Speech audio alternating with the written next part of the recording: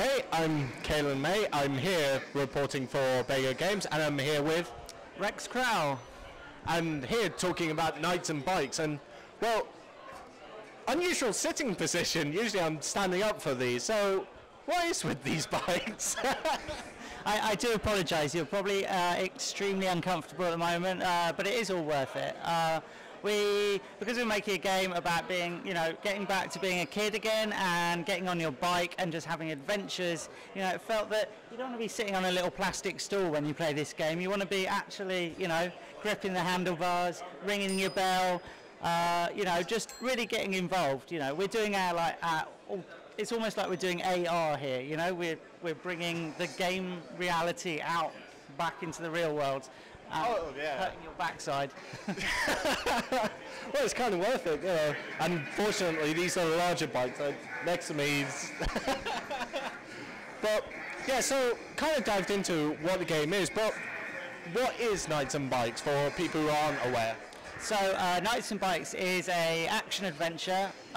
It's a game that was originally inspired from the film The Goonies. Like taking a gang of kids that all have different abilities and using them to work together to find treasure and just have an adventure. And that was kind of one of the initial goals of the game, to be this sort of slightly Goonies simulator kind of feel.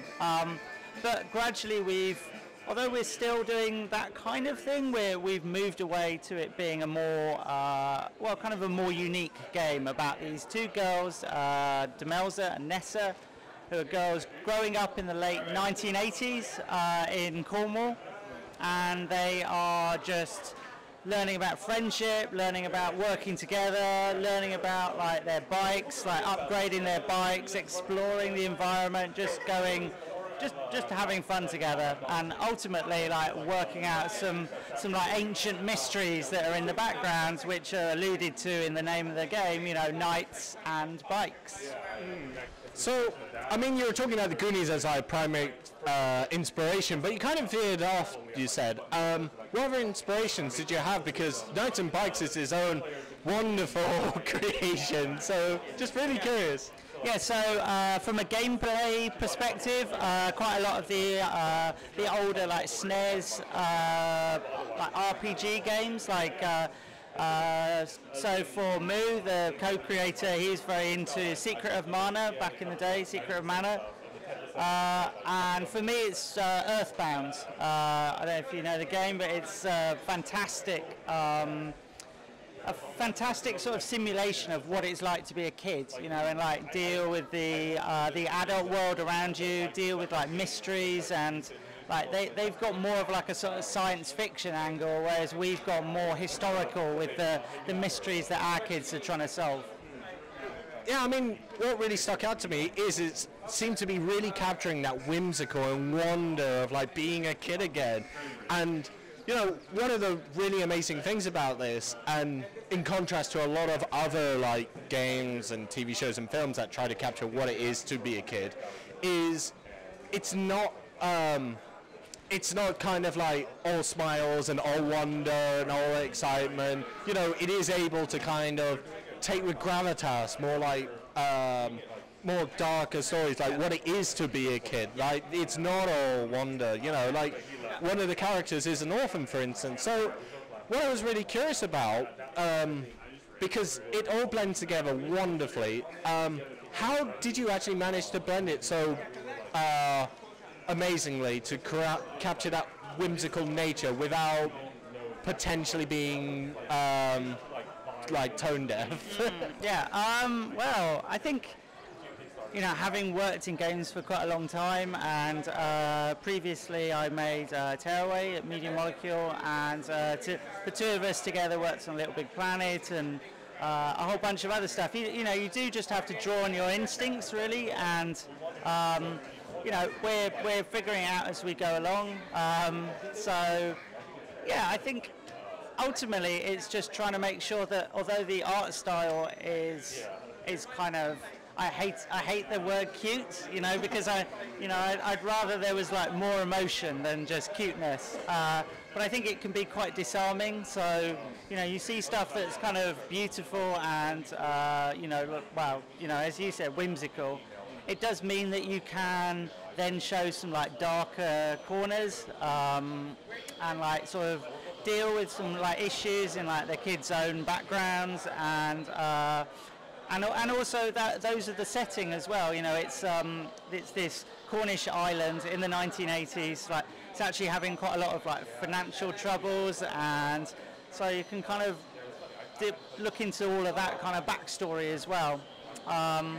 One of my favourite things about the game is the fact that as the kids are running around and finding treasure, the treasure that they're collecting is not the usual like gems and well, you know, the kind of trinkets that you normally get in like an RPG, where everything is like the holy stone of healing +5 kind of thing.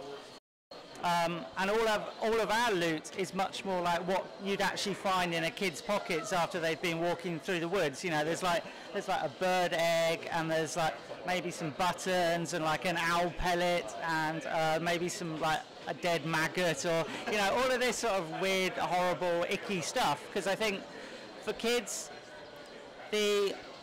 like everything is fascinating and everything is exciting, and you know, kind of like they're seeing everything for the first time. So that's the kind of ethos that we're really trying to go with you know, how you see this world as you explore it with them. Yeah, I mean, kids have this wonderful ability to kind of create their own imagination, to like sort of create stories. Like it's not just like a dead maggot to them, it's something more. It's something more interesting, you know. It's like I don't know, like the finger of like a night long gone and that kind of thing. No, exactly. I mean, a lot of what's happening in the game, you're never quite sure is their imagination or whether it's actually happening. So, you know, a lot of the enemies that you fight, they maybe start off as a more mundane item. You know, in our demo, we've got these like foam swords that they're selling at a theme park, you know, that aren't going to hurt anyone.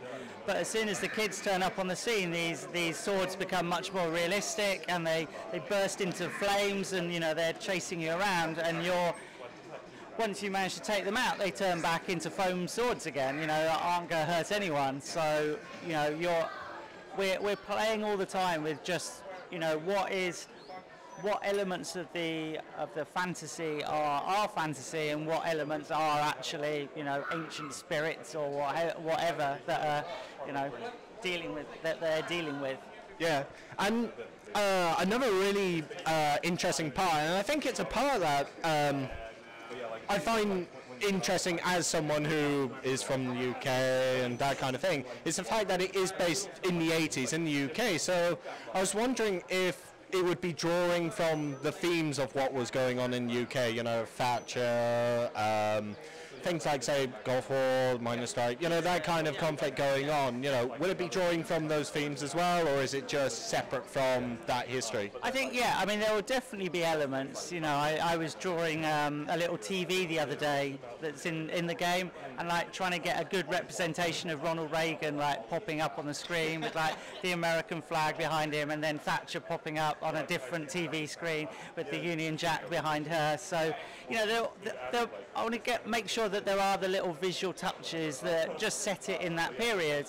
But also, a lot of the story is about the fact that this island is quite isolated and cut off from the mainland. So I think in any period, you know, when we talk about the 80s, we have a certain, you know, visual of like neon, and, you know, it's all the kind of super 80s stuff. But actually, in like more rural places, there's still quite a lot of like the previous decade like hanging over. I know when I was growing up, like a lot of my experience of the 80s was actually more like the 70s if you'd lived in like the middle of London, or, you know, it's kind of an area that's like playing catch up with the rest of the world.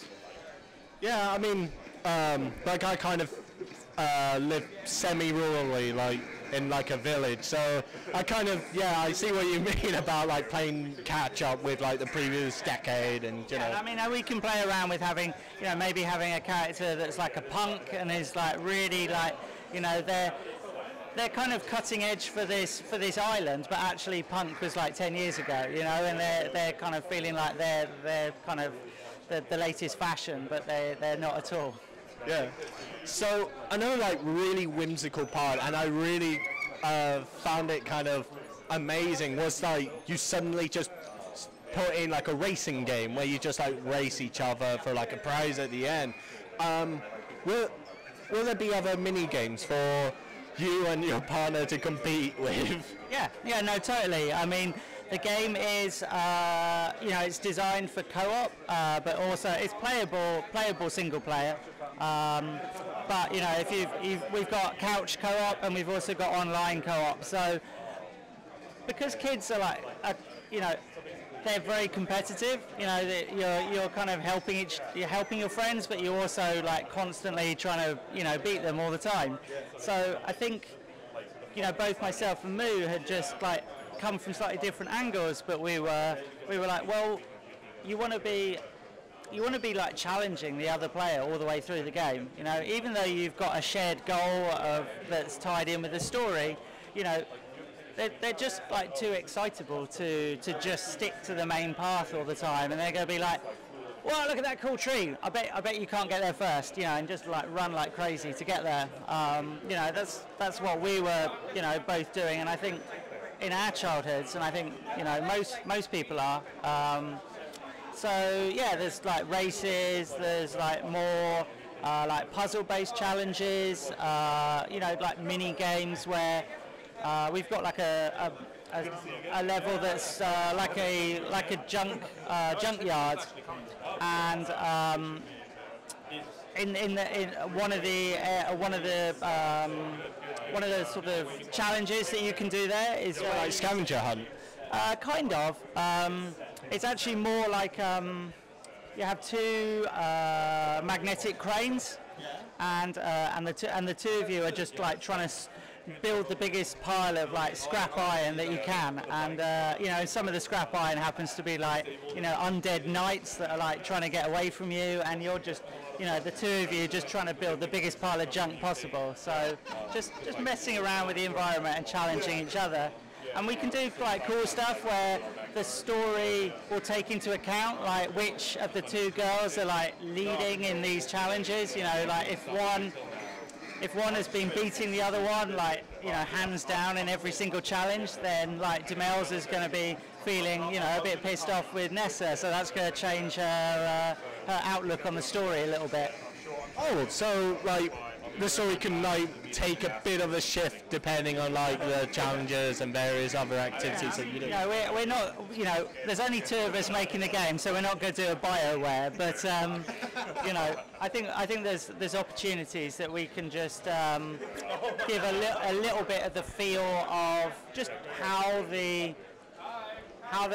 each of the characters is like perceiving the other one as you play, you know, so they don't just feel like two lifeless like player-controlled entities, but they are actually two little girls with, you know, hopes and dreams and, you know, bitterness when they lose a race.